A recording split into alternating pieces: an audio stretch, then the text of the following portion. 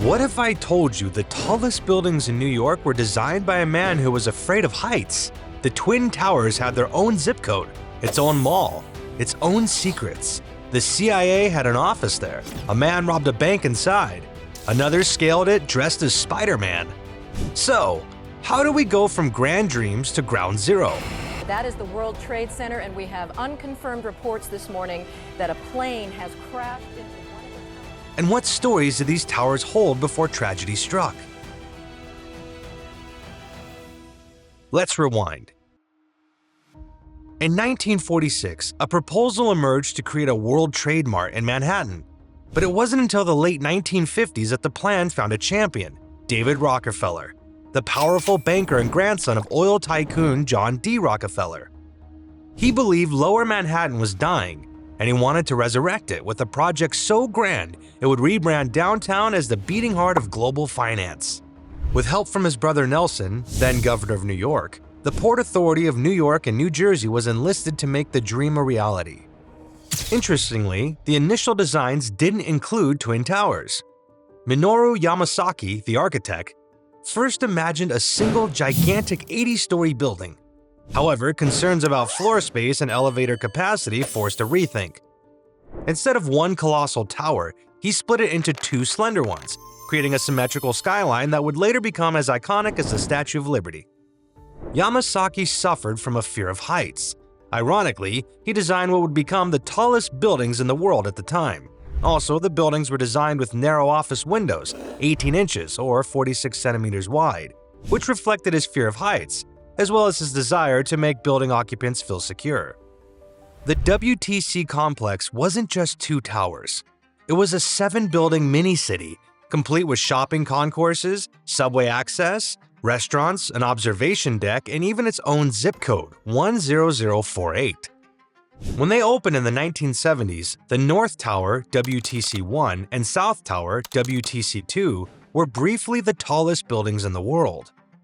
When the Twin Towers were completed, the total cost of the Port Authority had reached $900 million, over $5 billion as of 2025. And over 430 companies from more than 25 countries called the towers home. They quickly became the crown jewels of the Manhattan skyline and the city's beating heart. They starred in dozens of movies and music videos. King Kong climbed the Empire State Building, but Spider-Man swung from the World Trade Center. The towers featured in Superman, Home Alone, and Armageddon. The construction of the World Trade Center led to the demolition of Radio Row, a vibrant electronics district. This displacement prompted protests and legal challenges from business owners. Many architects dismissed the design as uninspired.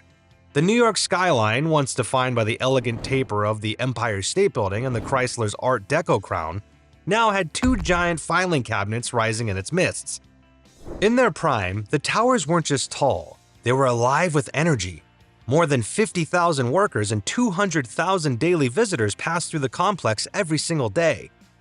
Beneath the towers was a world of its own, a vast subterranean complex with shopping malls, train lines, storage rooms, and parking garages. There were chilled water pipes, subway connections, and a communications center that linked multiple government and corporate networks. The World Trade Center was just for banks and big businesses, but its tenant list was as diverse as the city itself. The CIA reportedly had a secret office there. The US Secret Service had an outpost in Building 7. Windows on the World, the restaurant at the top, was a glamorous icon in the 80s and 90s, hosting weddings, parties, and power lunches with a view. The Lower Manhattan Cultural Council held art exhibits and residencies inside the towers. Base jumpers, pranksters, and poets also tried to leave their mark. In 1974, Philippe Petit, a French high-wire artist, stunned the world when he illegally strung a cable between the two towers and walked across, 1,350 feet in the air. No net, no permission. Police arrested him on the spot, but New Yorkers loved him. In 1983, Dan Goodwin, dressed as Spider-Man, scaled the outside of Tower 2 using suction cups and sheer will. Why? To call attention to fire rescue techniques he believed were outdated.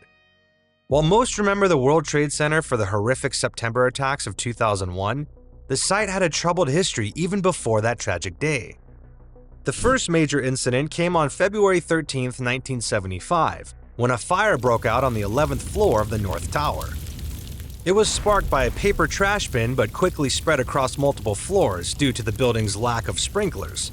Firefighters battled flames for hours, and while no lives were lost, the event exposed serious vulnerabilities in the tower's fire safety design. No one expected such a blaze to climb steel.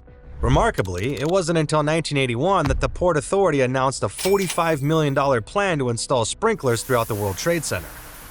In 1993, on February 26th, the World Trade Center faced its first direct act of terrorism. A massive 1,200-pound bomb, hidden inside a Ryder van, exploded in the parking garage beneath the North Tower. The explosion created a crater 5 stories deep, shook the building, and sent smoke up 93 floors. Survivors crawled down dark stairwells for hours. The blast killed 6 people and injured over 1,000.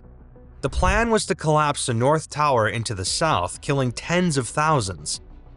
The attack was carried out by a group of Islamist extremists who were convicted in connection with the plot. The bombing is often remembered as a warning.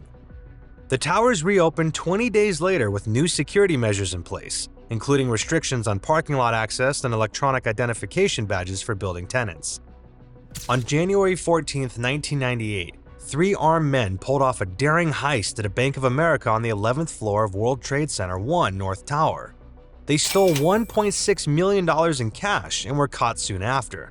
This brazen robbery shook the idea of the World Trade Center being untouchable. On September 11, 2001, the World Trade Center became the target of a massive terrorist attack that took the lives of nearly 3,000 people. At 8:46 a.m., American Airlines Flight 11, hijacked by Islamist terrorists, struck the North Tower.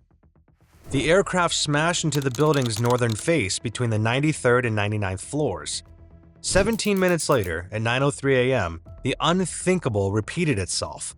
United Airlines Flight 175 roared across the morning sky and crashed into the South Tower between the 77th and 85th floors.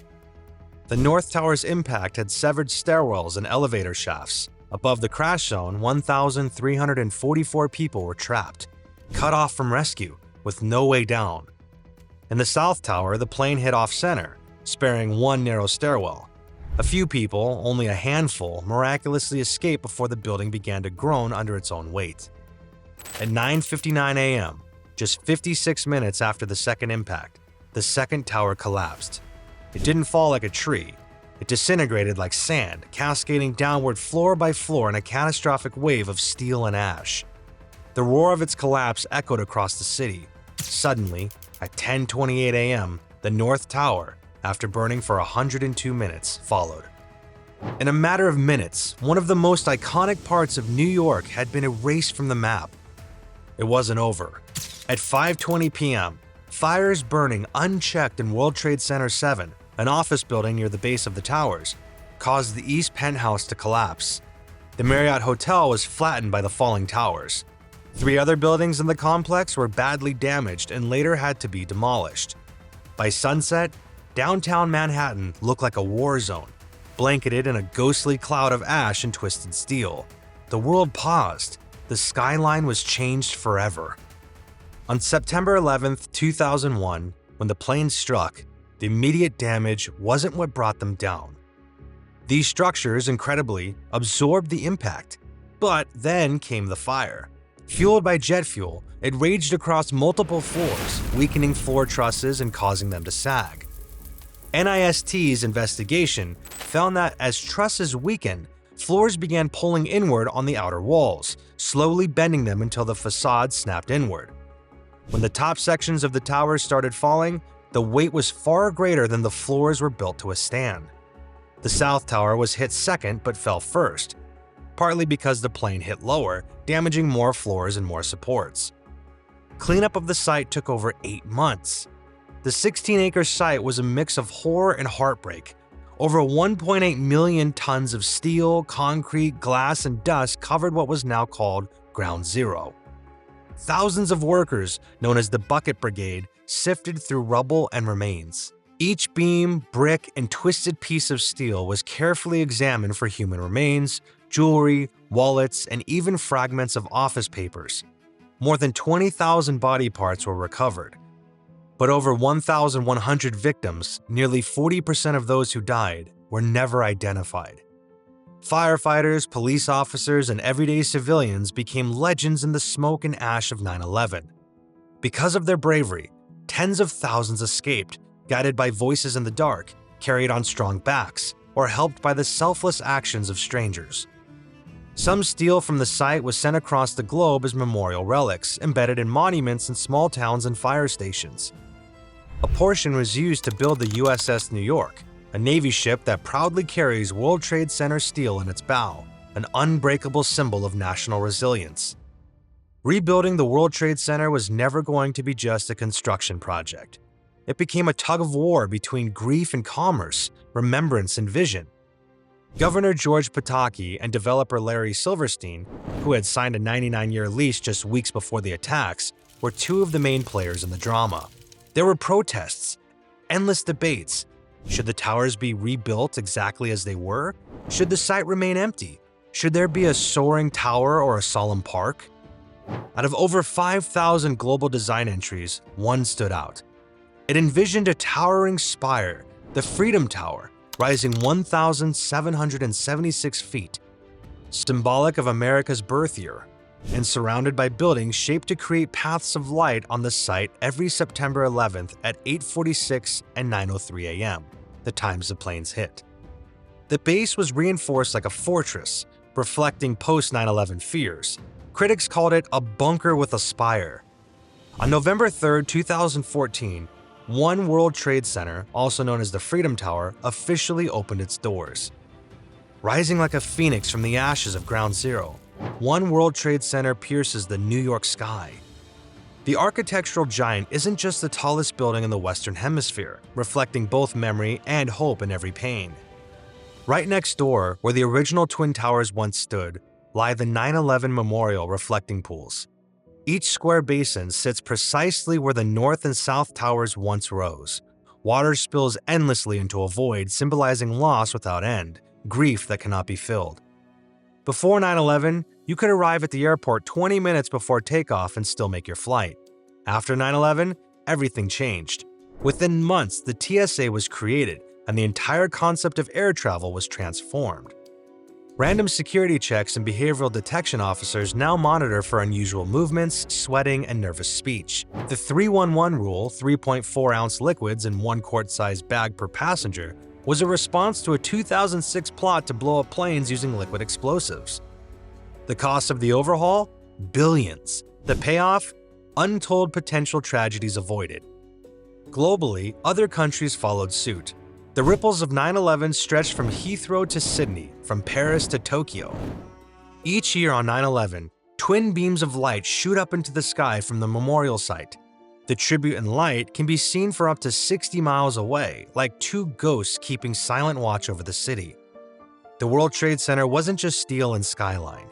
And while we can never undo what happened, we can keep the stories alive. The heroes, the survivors, the dreamers who built it. Still curious? Because we've got plenty more where that came from.